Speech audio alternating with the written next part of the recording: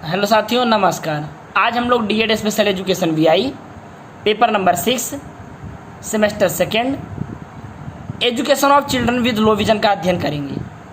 इस टॉपिक के तहत आज जो विषय हम पढ़ने वाले हैं वह है इलेक्ट्रॉनिक डिवाइसेस या आईसीटीज। यानी जो आज विषय है वो ये है कि एक अल्प दृष्टिबाधित बच्चे के जीवन में विभिन्न इलेक्ट्रॉनिक डिवाइसेस या आईसीटीज का क्या महत्व है, किस तरह से वो उपयोगी है, यही विषय आज हमें पढ़ना है। देखिए, कुछ आईसीटी जैसे मैं कहूँ कंप्यूटर, या मैं कहूँ स्क्रीन रीडिंग सॉफ्टवेयर, या मैं कहूँ स्क्रीन मैग्नीफायर सॉफ्टवेयर, तो ये जो है एक अल्प दृष्टिबाधित बच्चे के लिए बहुत महत्वपूर्ण है।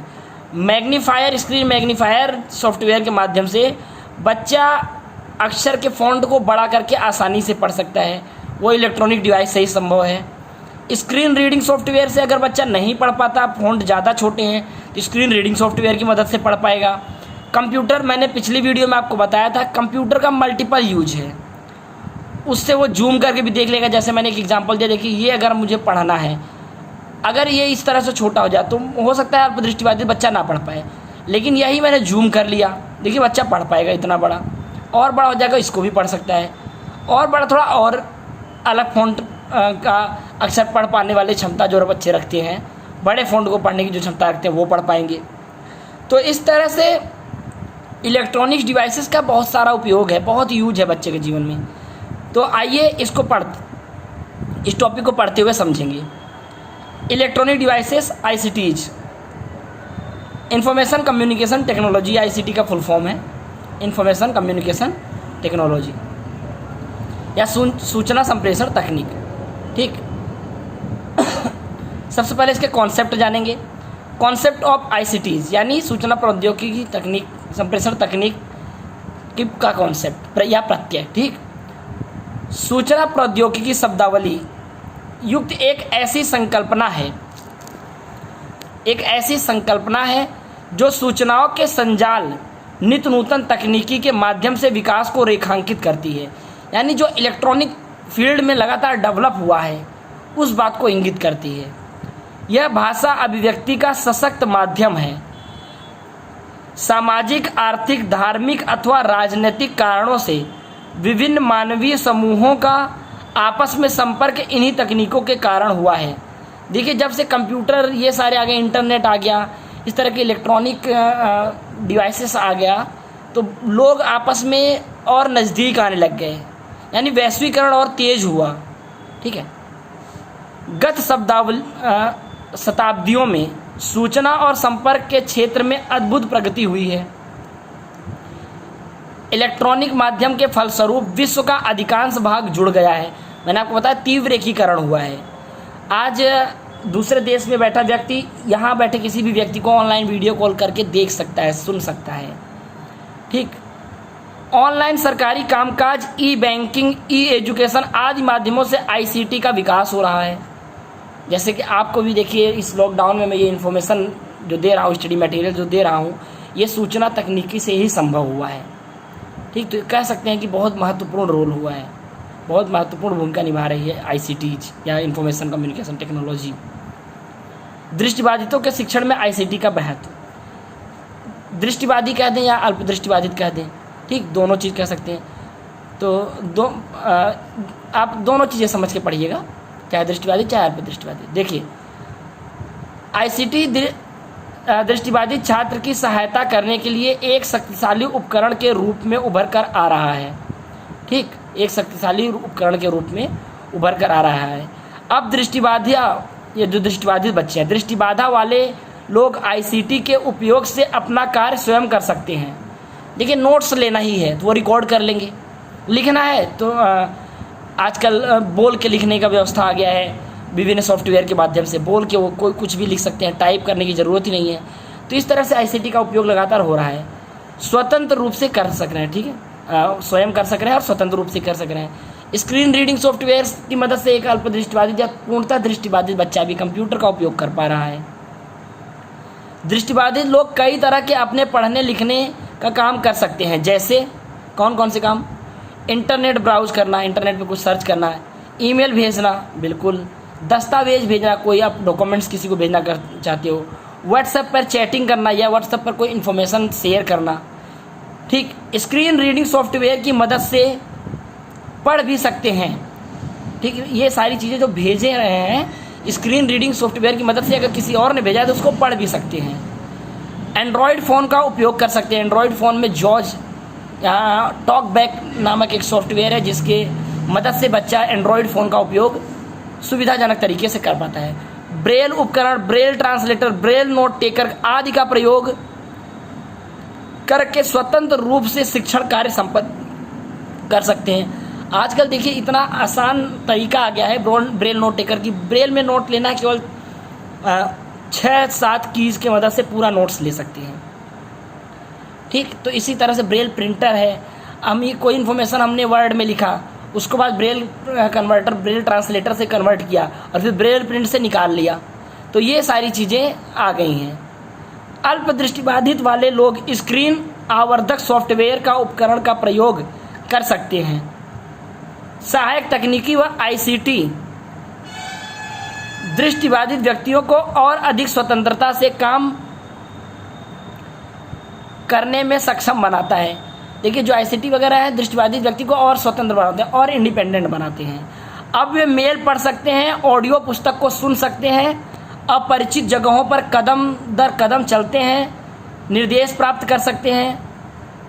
ठीक, मतलब कि जो आप मैप देख रहे हैं, गूगल मैप आप भी सर्च करते होंगे, उसमें अगर हम स्टार्ट करें तो हमें डायरेक्शन बताता है कि हमें कहाँ जाना है, कौन सी डिस्टेंस कितनी है। जॉर्ज ओपन कर दें, टॉक बैक ओपन कर दें तो वो सारी चीज़ें बताएगा कि कौन सी जगह कितनी डिस्टेंस है, यानी हमें कैसे जाना है, पूरा रास्ता बताएगा। तो आजकल दृष्टिबाधित व्यक्ति के लिए भी सब आसान हो गया है। आईसीटी ने दृष्टिबाधित व अन्य लोगों के लिए बहुत सारे रास्ते खोल दिए हैं। आज दृष्टिबाधित व्यक्ति आईसीटी का उपयोग करना सीखकर स्वयं स्मार्टली अपना जीवन व्यतीत कर सकता है। इंडिपेंडेंटली और स्मार्टली दोनों तरीके से अपना जीवन व्यतीत कर सकता है। उसको किसी के मदद की ज़रूरत नहीं पड़ेगी। ठीक, आगे आते हैं। कुछ पॉइंट्स माध्यम से हम दृष्टिबाधित बच्चों के लिए आईसीटी के महत्व को पढ़ेंगे। पहला, प्रत्यक्ष पहुंच संभव, कहीं आना जाना है तो बिना किसी मदद के वो जा सकता है। दूसरा, सफलतापूर्वक कार्य कर पाना संभव, कोई काम वो सक्सेसफुली तरीके से कर पाएगा, आसानी से कर पाएगा। तीसरा, सुगम्य पाठ्यक्रम का या पाठ्यक्रम तक छात्रों की पहुंच सुनिश्चित करता है। सुगम्य पाठ्यक्रम यानी एक्सेसिबल पाठ्यक्रम और पाठ्यक्रम तक छात्रों की पहुंच सुनिश्चित करता है। देखिए आईसीटी की मदद से हमने पाठ्यक्रम को दूसरे माध्यमों में भी कन्वर्ट कर लिया। अब उन्हीं पाठ्यक्रम को, उन्हीं सिलेबस को, उन्हीं नोट्स को, उन्हीं इन्फॉर्मेशन को बच्चा केवल पढ़ के ना बल्कि सुन के भी जान सकता है। ये सब आईसीटी की मदद से संभव हुआ है। अब एक सामान्य पुस्तक जिसमें एक सामान्य फ़ॉन्ट वाले अक्षर हैं, यदि अल्प दृष्टिबाधित बच्चा उसको पढ़ना चाहता है तो वो स्क्रीन मैग्नीफायर जो सॉफ्टवेयर आता है उसकी मदद से उसको जूम कर सकता है और पढ़ सकता है, जैसा कि मैंने अभी आपको दिखाया था। देखिए इस तरह से या इस तरह से। ठीक है, जितनी ज़रूरत है उतना बड़ा फ़ॉन्ट का साइज बढ़ा के एक अल्प दृष्टिबाधित बच्चा उसको पढ़ सकता है। अगला पॉइंट, सरलता से जानकारी की उपलब्धता, कोई इन्फॉर्मेशन उसे बहुत ईजिली मिल सकेगी। अगला पॉइंट, कंप्यूटर, इंटरनेट व स्मार्टफोन का स्वतंत्र उपयोग, स्क्रीन रीडिंग सॉफ्टवेयर आने से बच्चा कंप्यूटर या इंटरनेट या स्मार्टफोन का इंडिपेंडेंटली बिना किसी की सहायता के उपयोग कर सकता है। परीक्षा में स्वयं लेखक की सहायता से परीक्षा लेना संभव, बिना लेखक की सहायता। देखिए जो दृष्टिबाधित व्यक्ति हैं उनको ये स्वतंत्रता दी गई है कि वो अपने एग्ज़ाम लैपटॉप या कंप्यूटर में भी दे सकते हैं। तो इसकी मदद से वो खुद लिखने की स्पीड बढ़ा के लैपटॉप के माध्यम से अपना एग्ज़ाम इंडिपेंडेंटली बिना लेखक की सहायता के दे सकते हैं। या फिर कई एग्ज़ाम्स में ये ऑप्शन अवेलेबल होते हैं कि वो अपना एग्ज़ाम रिकॉर्ड करके दे सकते हैं, तो ये और आसान हो जाता है। या ब्रेल में दे सकते हैं। देखिए ब्रेल अगर हम जर्मन स्लेट में लिखें तो थोड़ा हार्ड है, थोड़ा टाइम टेकिंग है, लेकिन अगर हम ब्रेल नोट टेकर के माध्यम से ब्रेल लिखें और उसमें अपना एग्ज़ाम दें वो थोड़ा ईजी और कम टाइम टेकिंग है, तो इंडिपेंडेंटली अपना एग्ज़ाम दे सकते हैं।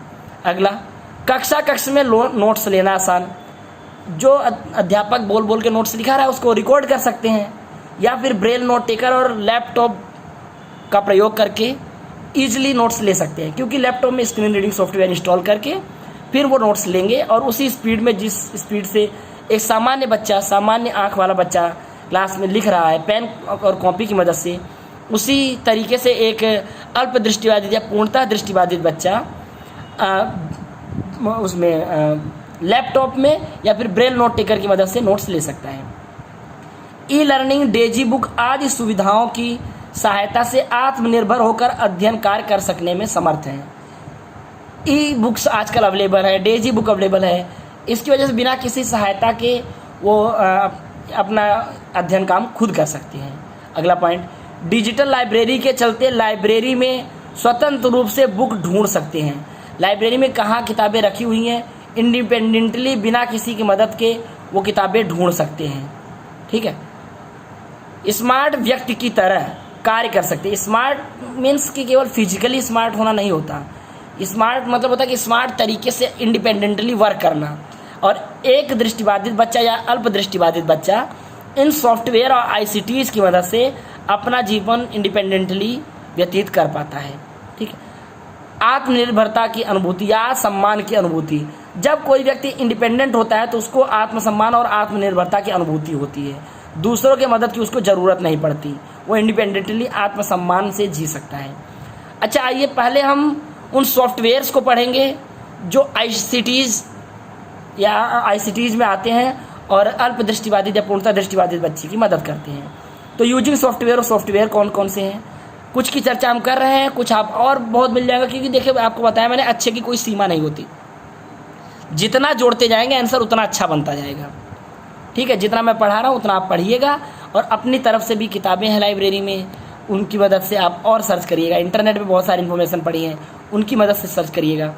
देखिए, उपयोगी सॉफ्टवेयर, आईसीटी एक दृष्टिबाधित छात्र के लिए पाठ्यक्रम को सुगमता व उपयोगिता के साथ सीखने में महत्वपूर्ण भूमिका निभा सकता है। आईसीटी की मदद से पाठ्यक्रम करने में सीखने में बच्चों को सहायता मिलती है।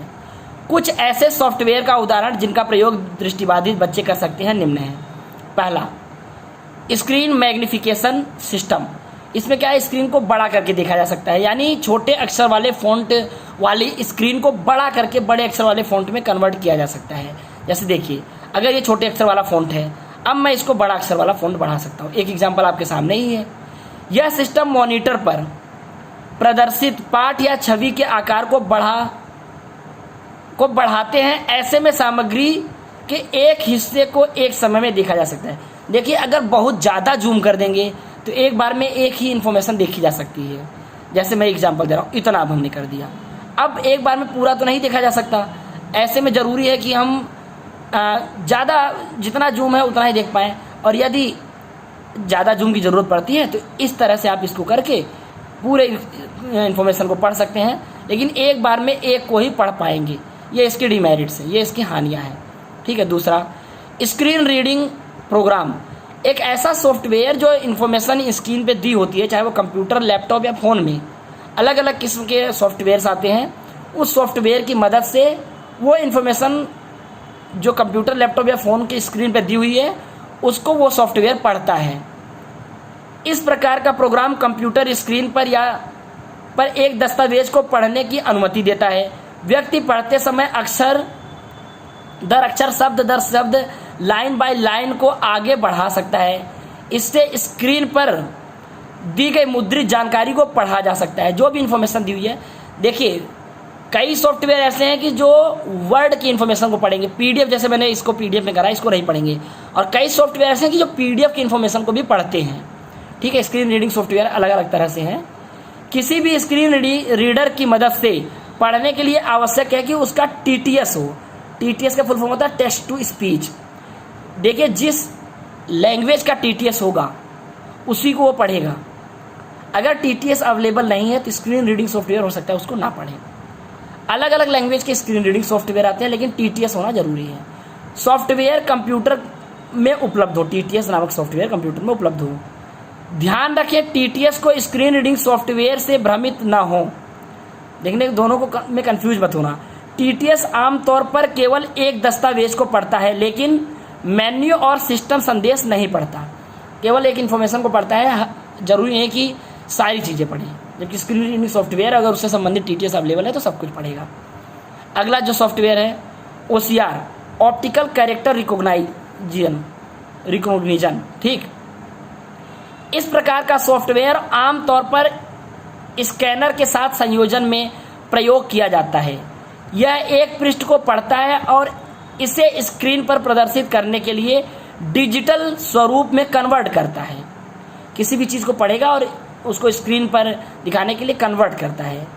किसी पुस्तक, पत्रिका, अखबार या दस्तावेज को पहले वर्ड प्रोसेसर में स्कैन किया जाता है और फिर अपनी स्वयं की आवश्यकता अनुसार अनुकूलित और परिवर्तित किया जाता है। देखिए, यदि कोई किताब है, किताब तो प्रिंटेड है, उसकी इन्फॉर्मेशन को कैसे पढ़ें, तो उसकी पिक्चर खींचते हैं, फिर OCR नामक सॉफ्टवेयर की मदद से उसको वर्ड में कन्वर्ट कर दिया जाता है, वर्ड प्रोसेसर में कन्वर्ट कर दिया जाता है। फिर हमें वो इन्फॉर्मेशन जैसे कन्वर्ट करना है, ब्रेल में कन्वर्ट करना है, ब्रेल ट्रांसलेटर की मदद से ट्रांसलेट कर लेंगे ब्रेल में, और फिर ब्रेल प्रिंटर की मदद से ब्रेल में प्रिंट निकाल लेंगे। या फिर केवल हमें इन्फॉर्मेशन को पढ़ना है तो उसको अपने हिसाब से कन्वर्ट कर लेंगे और स्क्रीन रीडिंग सॉफ्टवेयर की मदद से उसको पढ़ लेंगे। ठीक है, तो OCR यही काम करता है। अगला है OBR, optical Braille recognition, OBR। यह सॉफ्टवेयर स्कैनर के साथ काम करता है और ब्रेल में दस्तावेज को स्कैन करते हैं और प्रिंट में अनुवाद करता है। स्कैन करने के बाद प्रिंट में अनुवाद करेंगे। स्कैन किए गए दस्तावेजों को ब्रेल एम्बोसर का उपयोग कर दोबारा ब्रेल प्रिंट किया जा सकता है। जो भी स्कैन किया है डॉक्यूमेंट्स, प्रिंट में स्कैन किया है तो उसको ब्रेल ट्रांसलेटर की मदद से ब्रेल में कन्वर्ट कर लेंगे और फिर ब्रेल एम्बोसर की मदद से दोबारा ब्रेल में प्रिंट किया जा सकता है। यानी कोई इन्फॉर्मेशन किसी भी फॉर्म में है, प्रिंट या ब्रेल, अगर वो ब्रेल फॉर्म में है हमारे कंप्यूटर में तो उसको हम प्रिंट में बदल सकते हैं, और अगर प्रिंट में है तो हम उसको ब्रेल में बदल के ब्रेल एम्बोसर की मदद से प्रिंट कर सकते हैं। अच्छा, ब्रेल ट्रांसलेटर प्रोग्राम, इसका मैं नाम आपको अभी ले ही रहा था। ब्रेल ट्रांसलेटर कोई भी इन्फॉर्मेशन अगर कंप्यूटर में है, वर्ड में है, किसी फॉर्म में है, तो उसको बदल के ब्रेल ट्रांसलेट करके ब्रेल में ट्रांसलेट किया जा सकता है, और फिर यदि आवश्यकता है तो ब्रेल एम्बोसर या ब्रेल प्रिंटर की मदद से उस इन्फॉर्मेशन को प्रिंट भी किया जा सकता है ब्रेल में। वो भी ब्रेल अनुवाद सॉफ्टवेयर स्क्रीन पर या किसी डिस्क पर मुद्रित दस्तावेज को एक प्रारूप में बदलता है जो ब्रेल प्रिंटर पर उभारा जा सकता है। ठीक है, ब्रेल प्रिंटर की मदद से उसको प्रिंट भी किया जा सकता है। इसमें अंग्रेजी का अनुवाद अधिक आसानी से व अधिक शुद्ध होता है, जबकि गणित विज्ञान में अशुद्धियों की आशंका रहती है। जो इन्फॉर्मेशन इंग्लिश में होगी वो ईजिली हो जाता है, जबकि गणित में थोड़ी आशंका रहती है, क्योंकि अभी जो सॉफ्टवेयर डेवलप हुए हैं वो उस लेवल के डेवलप नहीं हुए हैं कि सारी मिक्स इन्फॉर्मेशन को भी उनके अनुसार रिकॉग्नाइज कर पाए। ठीक है, थोड़ी दिक्कत गणित और साइंस के साथ आती है, क्योंकि साइंस में जो होते हैं रेखा चित्र वगैरह होते हैं और गणित में भी रेखा चित्र होते हैं, यानी जो पिक्चर्स होते हैं उनको कई बार कन्वर्ट करना थोड़ा मुश्किल होता है। ठीक है, ब्रेल में क्यों? क्योंकि उसका एक अलग प्रोसेस है, वो कभी आप पढ़ेंगे ब्रेल एम्बोसिंग प्रक्रिया, ब्रेल को कैसे एम्बोस किया जाता है। पहले उसकी मास्टर कॉपी तैयार की जाती है, फिर मास्टर कॉपी को ब्रेल एम्बोसर में से गुजारा जाता है, उसके ऊपर स्वेल पेपर रखा जाता है, तो स्वेल पेपर के ऊपर वो पिक्चर उभर कर आ जाता है। तो वो थोड़ी अलग प्रक्रिया है, कभी उसको पढ़ेंगे ब्रेल एम्बोसर प्रोसेस तब उसको जानेंगे। अभी हम लोग कुछ और पढ़ रहे हैं, इसी को पढ़ते हैं। आगे आइए, देखिए हमने सॉफ्टवेयर्स पढ़ा, कौन सा है, ब्रेल ट्रांसलेटर, ब्रेल प्रिंट एम्बोसर, ये सब हमने पढ़ा, Braille reading software, OCR, OBR। अब हम कुछ हार्डवेयर्स पढ़ेंगे, ज़्यादातर से आप परिचित भी होंगे, फिर भी पढ़ते हैं कि वो कौन से हार्डवेयर है जो बच्चे की मदद करते हैं। एक है CCTV। देखिए CCTV वर्ड से कंफ्यूज मत होना, ये वो CCTV नहीं है जो कि कैमरा आपके मॉल में या फिर आपके घरों में लगा होगा। ये एक ऐसा CCTV है कि जैसे मॉनिटर है। देखिए ये है मॉनिटर, मॉनिटर के नीचे यहाँ पर एक कैमरे की ऐसी फिटिंग होगी, ऐसी व्यवस्था होगी कि हम इसके नीचे कोई इन्फॉर्मेशन रखेंगे तो वो इन्फॉर्मेशन की फ़ोटो खींच के हमारे स्क्रीन पे दे देगा, या फिर इन्फॉर्मेशन को हूबहू उसी फॉर्म में हमारे स्क्रीन पे देगा। फिर हम अपनी किताब को आगे पीछे बढ़ाते हुए पूरी इन्फॉर्मेशन को पढ़ सकते हैं। और CCTV के अंदर ये क्षमता होती है कि इन्फॉर्मेशन को 7 गुना कर देता है।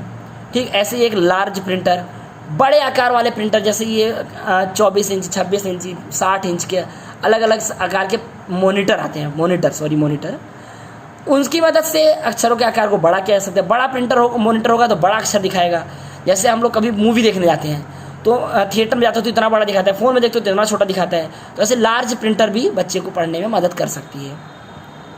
फेल्टेड स्कैनर, क्या लिखा हुआ है, फ्लैट बेड स्कैनर। फिर अगला है इलेक्ट्रॉनिक नोट टेकर। ठीक, अगला है ब्रेल प्रिंटर। अगला है ब्रेल एम्बोसर। अगला है इलेक्ट्रॉनिक ब्रेल डिस्प्ले।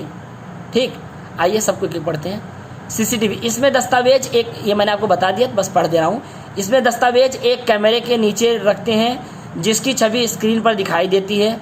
फिर छात्र को दस्तावेज को बार बार आगे बढ़ाते हुए उस हिस्से को कैमरे के सामने रखना होता है जो वह पढ़ना चाहता है। दस्तावेज की छवि को स्क्रीन पर 7 गुना तक फैलाया जा सकता है। ठीक, आगे ये लार्ज प्रिंटर मैंने आपको बता दिया, वो मॉनिटर, बड़े आकार का मॉनिटर होगा तो अक्षर के आकार को ऑटोमेटिकली बड़ा कर देगा। ये भी अल्पदृष्टिवादी बच्चों को मदद करती है। फ्लैट बेड स्कैनर, यह उपस्थित और संचालन में छोटी फोटोकॉपी मशीन के समान होती है जिसमें दस्तावेज एक ग्लास पैनल पर रखा जाता है और वह एक चित्र लिया जाता है। मुद्रित करने के बजाय यह छवि मॉनिटर में भेजी जाती है जहां से OCR प्रोग्राम द्वारा पाठ में परिवर्तित किया जाता है। देखिए, ऐसे स्कैनर आप लोगों ने देखा होगा, स्कैनर से हम कोई चीज़ इन्फॉर्मेशन को स्कैन करते हैं तो हमारे मॉनिटर पे आ जाती है। सेम ऐसे ही है वो। तो वो जो स्कैन करेंगे वो मॉनिटर पर आ जाएगा, तो उसको बड़ा कर सकते हैं, छोटा कर सकते हैं। और यदि कंप्यूटर में OCR प्रोग्राम है तो OCR प्रोग्राम के माध्यम से उसको उस फॉर्म में कन्वर्ट करके उसको पढ़ भी सकते हैं।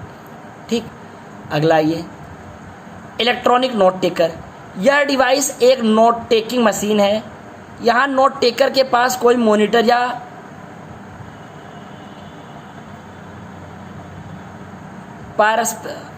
ये गलत वर्ड लिखा हुआ है, कोई कीबोर्ड नहीं होता, यही आप समझ लीजिए।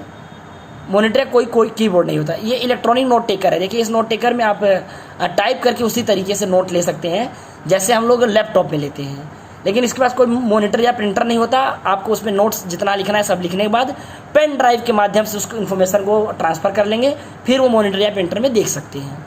ठीक है, यह पूरी तरह से ब्रेल उपयोगकर्ता को ध्यान में रखकर बनाया गया है।